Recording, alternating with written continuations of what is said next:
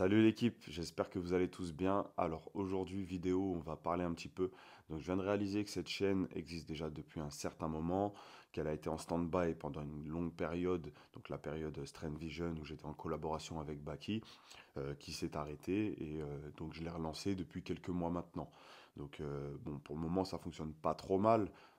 J'ai réussi à être monétisé depuis quelques mois maintenant. Donc les heures de visionnage ont été atteintes.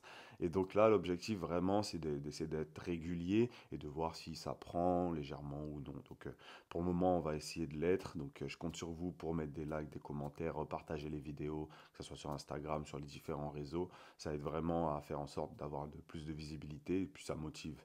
Donc cette chaîne existe depuis un moment. Et au final, j'ai jamais vraiment parlé d'un petit peu mon parcours, que ça soit sportif ou professionnel. Donc, qu'est-ce que j'ai pu faire avant et qu'est-ce qui m'a amené à ce que je fais actuellement. Donc, que ça soit ma profession qui est coach sportif ou sportivement, ben, les différentes performances que j'ai pu avoir, les titres que j'ai réussi à gagner avec mon travail ou ben, tout simplement, voilà, hein, tout ce que je peux faire dans le sport, ma vision des choses, etc. Alors, le thème de la vidéo aujourd'hui, ça va être de faire une espèce d'auto-analyse pour pouvoir répondre à la question de pourquoi suis-je fort. Bon, je vous vois venir à l'avance, donc je préviens ceux qui me connaissent pas trop sur les réseaux, qui me suivent pas forcément et qui tombent sur cette vidéo, sur ce titre, un petit peu aguicheur, où je pourrais paraître pour quelqu'un qui se la raconte, on va dire. C'est pas du tout le thème. Le thème, ça va vraiment être de partager mes expériences, ma vision sur mon parcours et sur ce qui, pour moi, m'a permis d'atteindre un certain niveau et ce qui pourrait, pourquoi pas, vous donner des petits tips, des petits indices pour pouvoir, avec votre propre parcours, bien sûr, puisque le but c'est de ne pas faire un copier-coller, mais avec votre parcours, vous permettre de tout simplement devenir meilleur, progresser sur les années pour devenir quelqu'un de performant, on va dire.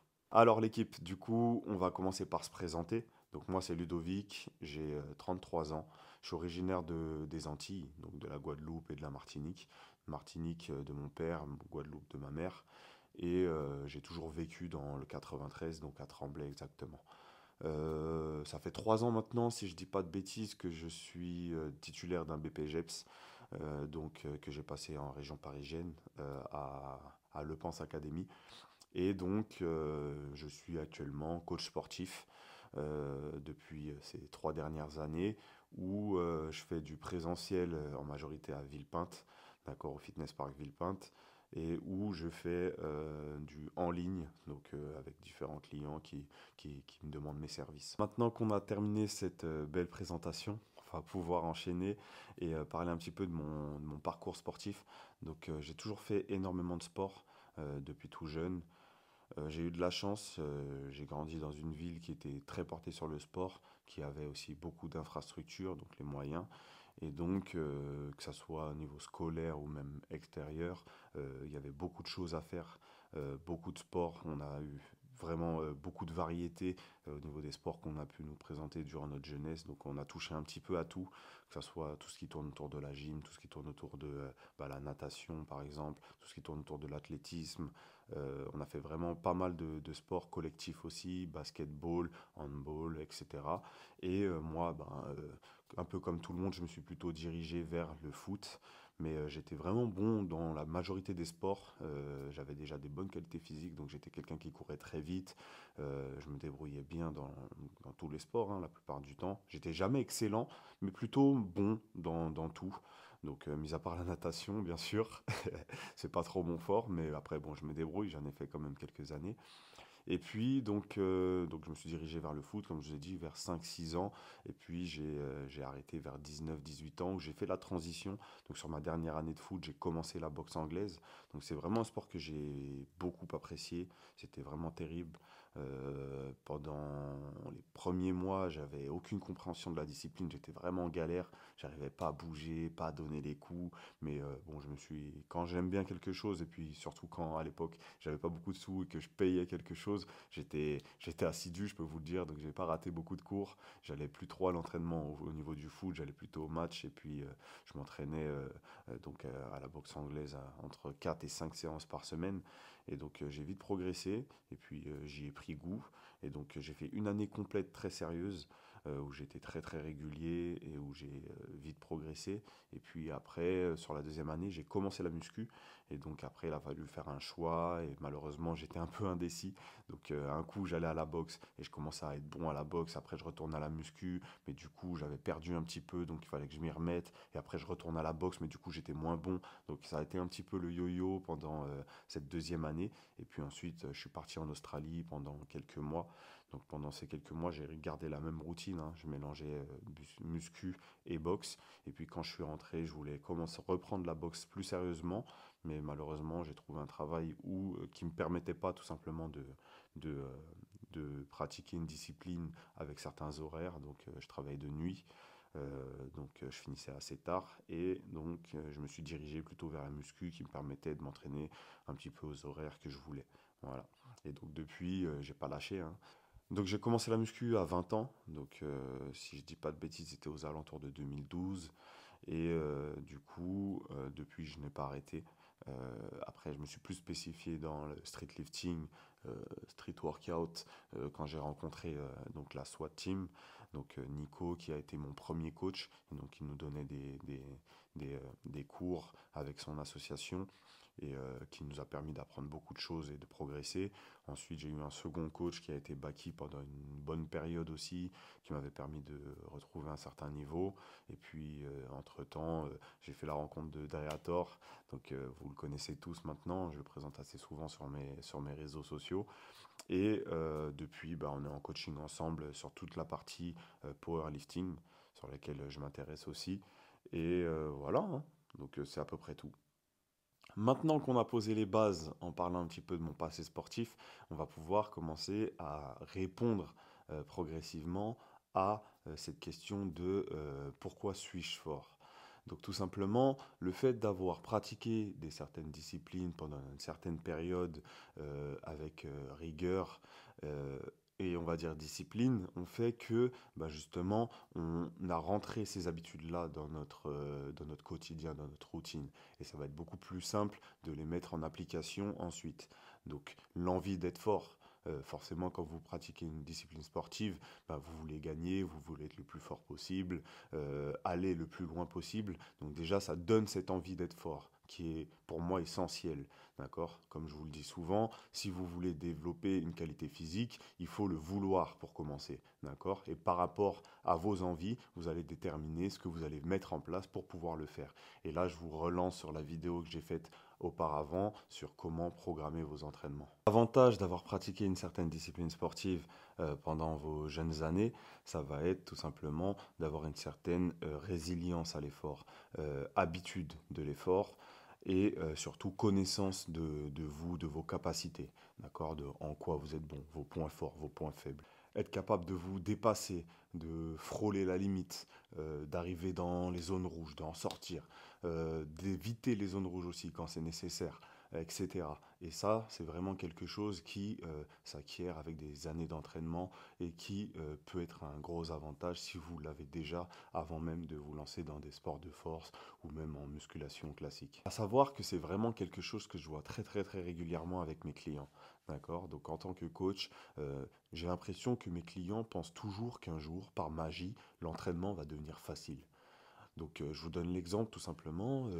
Vous courez 100 mètres, vous avez beau le faire en 12 secondes et le faire ensuite à 9 secondes, vous aurez progressé, oui bien sûr, mais ce sera toujours un effort qui sera très intense, qui va vous essouffler, qui va vous demander un certain nombre de temps de repos pour pouvoir être réitéré, etc. Donc l'effort, au final, a beau être moins dur pour vous parce que vous êtes meilleur, mais restera, quoi qu'il arrive, difficile.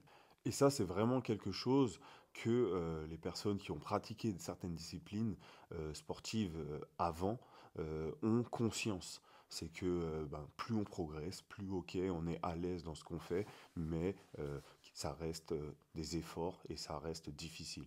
Donc il va toujours falloir être capable de se repousser les limites pour pouvoir continuer à progresser et être capable d'être dur au mal. Donc de se comprendre que ben, c'est certains sacrifices qui vont faire que tu pourras possiblement avoir des douleurs, que tu vas avoir des courbatures, que tu vas avoir de la fatigue accumulée, etc. Et tout ça, ça rentre en compte pour devenir fort. Par rapport à tout ça, déjà, normalement, vous devez avoir certains indices pour savoir si vous pouvez performer, devenir fort dans une discipline ou non. D'accord? Forcément, si vous avez toujours eu des facilités dans un certain secteur et que vous vous y mettez à fond, vous aurez plus de chances que si vous vous mettez à fond dans une discipline sur laquelle vous avez toujours eu des difficultés.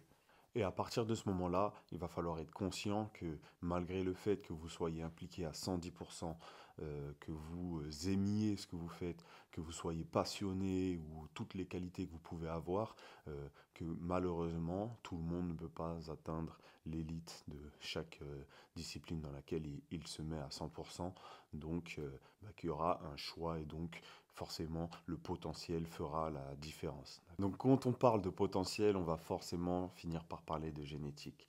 Donc effectivement, la génétique va avoir un impact sur votre pratique, puisqu'elle va avoir un impact sur votre composition corporelle, donc sur vos prédispositions à créer de la masse, sur votre densité osseuse, etc. Elle va jouer aussi sur le type de fibre que vous allez développer. Donc je ne vous fais pas un cours sur le type de fibre, mais bon, vous avez les types de fibres lentes et les types de fibres rapides. Et donc selon le type d'effort que vous allez devoir faire, donc ici sur de la force, on va plutôt vouloir développer, solliciter des fibres rapides. Pareil pour le système nerveux, donc forcément selon les personnes, on va avoir une facilité à venir recruter un maximum de fibres grâce à un nerveux plus ou moins développé, mais aussi la réponse à l'entraînement, puisque à entraînement égal n'aura pas euh, résultat égal selon les personnes, et donc certaines personnes auront besoin de moins d'intensité dans un entraînement pour arriver à un résultat, et puis d'autres personnes auront besoin de plus d'intensité pour arriver au même résultat malheureusement. Mais attention, tout ça ne sont pas des excuses, d'accord? Donc, bonne génétique, mauvaise génétique, entre grandes guillemets, hein, puisque de toute façon, tant qu'on ne fait pas, on ne peut pas savoir. Je parle vraiment de ce principe-là, d'accord? Donc, quand vous commencez quelque chose, vous ne pouvez pas savoir jusqu'où vous pourrez aller. Donc forcément, il va falloir avancer pas à pas, prendre le temps pour vraiment pouvoir ben, trouver votre plein potentiel et vous développer tout simplement. Alors que si vous êtes déjà défaitiste après quelques mois parce que vous trouvez que vous évoluez moins vite que, on ne peut pas savoir justement à quelle dose de travail vous allez commencer à vraiment réagir et avoir de vrais résultats. Donc si vous abandonnez quelques mois, quelques semaines avant que votre corps commence à réagir et commence à être à l'aise dans ce que vous lui avez demandé d'exécuter, bah forcément ça va être difficile et vous passerez à côté de, pourquoi pas, de belles choses. Donc accrochez-vous, entraînez-vous. La base, c'est vraiment le travail. D'accord? Donc tout le monde passe par du travail. Hein. On a déjà vu des gens très talentueux qui n'en foutaient pas une et qui, bah, au final, étaient juste bons alors qu'ils auraient pu être excellents. Et puis d'autres personnes qui, à force de travail, ont réussi à sortir des gros niveaux alors qu'au début, bah, ça les toisait en mode bah, bon, il se dépouille, mais il n'est pas terrible, tu vois. Donc faites l'effort, d'accord? Si vous aimez la chose dans laquelle vous avez commencé, allez-y à fond. Mais par contre, soyez conscient que tout le monde ne peut pas, comme je vous l'ai dit, performer et être le meilleur. Par contre, tout le monde peut être meilleur, ça c'est sûr et certain. Donc, allez-y, ne lâchez rien. Bon, sur ces belles paroles, on va enchaîner sur un autre sujet. Bon, là, vous pouvez dire, ouais, il nous sort des belles paroles, lui, il a des facilités, etc., machin, il arrive à performer, il a toujours eu un peu de force, machin, la génétique, elle va dans son sens, etc. Mais là, maintenant, on va parler d'un truc qui va plutôt dans le sens inverse, donc qui n'est pas en ma faveur. Et là, on va parler de morphologie, d'accord? Donc, les différents types de morphologie, on va pas les revoir ici, Mais pour ma part, je suis quelqu'un qui a des grands membres, d'accord? Donc j'ai des longs bras, des longues jambes, des longs fémurs. Et dans les sports dans lesquels je me suis dirigé, donc le powerlifting, le streetlifting, donc des sports de force, forcément, ça va être un désavantage. En tout cas, c'est vu comme un désavantage. Pourquoi? Bah, parce que tout simplement, à niveau égal, donc deux personnes, la personne ayant les membres les plus grands, d'accord? Donc une distance plus grande à parcourir, aura besoin de développer plus de force que la personne ayant le moins de distance forcément. Donc je vous donne l'exemple simple. Moi, en ayant besoin de pousser sur un développé couché la barre sur une distance de, je vais dire une bêtise, hein, 50 cm, quelqu'un qui sera anatomiquement avec des membres plus courts que les miens aura besoin peut-être de les déplacer sur 30 cm et donc forcément aura besoin de beaucoup moins de force que moi pour déplacer la même charge, d'accord? Et donc forcément, ça joue sur tous les mouvements, donc que ce soit le squat ou etc. Mécaniquement, je suis désavantagé par rapport à ça. Et là, on va pouvoir faire le lien directement avec ce que je vous ai dit juste avant. Vous savez, hein, les belles paroles là juste avant par rapport à la génétique. Oui, bien sûr, c'est des facteurs à prendre en compte, mais ça reste des facteurs. Ça fait pas tout. D'accord? Comme je vous ai dit, pour moi, la majorité, c'est du travail qui sera adapté à vous. C'est ça qui va faire la différence. Donc forcément, ici, je suis désavantagé, d'accord? Donc on me dit désavantagé, mais ça ne m'a pas empêché à aucun cas de performer, de m'améliorer, de progresser. Et je suis toujours très loin de l'élite, en tout cas sur le powerlifting, mais je sors quand même des performances qui sont louables et qu'on peut considérer comme des belles performances, alors que on n'aurait pas misé 1 euro sur moi parce que ben, j'ai des grandes jambes, j'ai des grands bras. Assez régulièrement, j'ai des commentaires, bon, surtout sur TikTok, qui me disent ouais non, arrête le développé couché, tu vas te blesser. Ça fait quand même, allez, 13 ans que je pratique le développé couché, que je me débrouille plutôt bien en développé couché, mais pourtant il y a quand même des gens qui arrivent à me dire, lorsqu'ils voient des vidéos où je développe 160 kilos, 170 kilos, qui me disent arrête tout de suite le développé couché, c'est pas fait pour toi, morphologiquement, tu vas te faire mal, etc. On attend de te voir à 70 ans, etc. Donc pour vous dire que vraiment, le travail, c'est vraiment le plus gros facteur. Il y a certains facteurs, malheureusement, sur lesquels on n'a pas d'impact. D'accord? Je le dis souvent, ça aussi. J'ai pas mangé avant la séance, j'ai pas d'impact tout de suite dessus. Bah, si tu veux manger, va manger, d'accord, mais j'ai pas d'impact sur la longueur de mes bras. À aucun moment je vais pouvoir changer la longueur de mes bras. J'ai pas d'impact sur la longueur de mes jambes, etc. Mais par contre, j'ai un impact sur mon travail, sur mes entraînements, sur comment je gère mes entraînements, qu'est-ce que je veux développer dans mes entraînements, etc. Sur quel sport j'ai choisi de pratiquer aussi. Pourquoi pas pratiquer un sport qui me met en avantage morphologiquement. Mais bon, si le sport que j'apprécie, que j'ai envie de pratiquer et sur lequel j'ai envie de progresser euh, me demande de faire des efforts supplémentaires parce que je suis, entre guillemets, désavantagé, ben, il faut les faire. Il faut être capable de se dire, bon, j'ai de la mobilité à faire parce que mon squat, je manque de mobilité, j'ai des grands fémurs. Donc il va falloir, si je veux avoir un squat qui ressemble à quelque chose, bosser sur ma mobilité, bosser sur le mouvement, le répéter, et pas tout de suite partir sur des dérives de hyper optimisation qui vont pas me permettre de m'améliorer sur mes défauts, mais juste essayer de jouer sur des variantes qui vont me permettre d'être meilleur sur le coup. D'accord? Ma mentalité, ça a toujours été comme ça. Essayer d'affronter les difficultés et de faire en sorte d'être meilleur, mais sur ce que j'ai décidé d'être bon. D'accord? Et pas juste modifier la chose de départ pour me dire, ah, en vrai de vrai, j'arrive à faire du lourd sur telle chose, etc. En faisant comme ça, non. Je veux pas faire de détours, je veux pas. Non, moi je veux aller tout droit, je veux être bon en telle chose, donc je le fais comme ça, comme il est censé être fait, et je vais travailler pour. Et le jour où j'arriverai justement à progresser dessus, à arriver à des performances que je rêvais, que je voulais faire, ben je serai super satisfait parce que je sais que c'est uniquement mon travail et pas autre chose qui m'a permis d'arriver à là. Et donc c'est aussi pour ça que je suis un petit peu têtu, que j'ai du mal à mettre la ceinture sur les mouvements, sur mes différents lifts qui la nécessitent, que je prends mon temps, que je fais souvent des retours en arrière pour améliorer ma technique plutôt que tout de suite foncer à mettre des charges plus lourdes parce que je sens que je peux le faire, mais qui font prendre des risques déjà parce que je dégrade la forme, donc je dégrade la technique. Quand on dégrade la technique, forcément, ben, on prend plus de risques de blessures. Et donc voilà.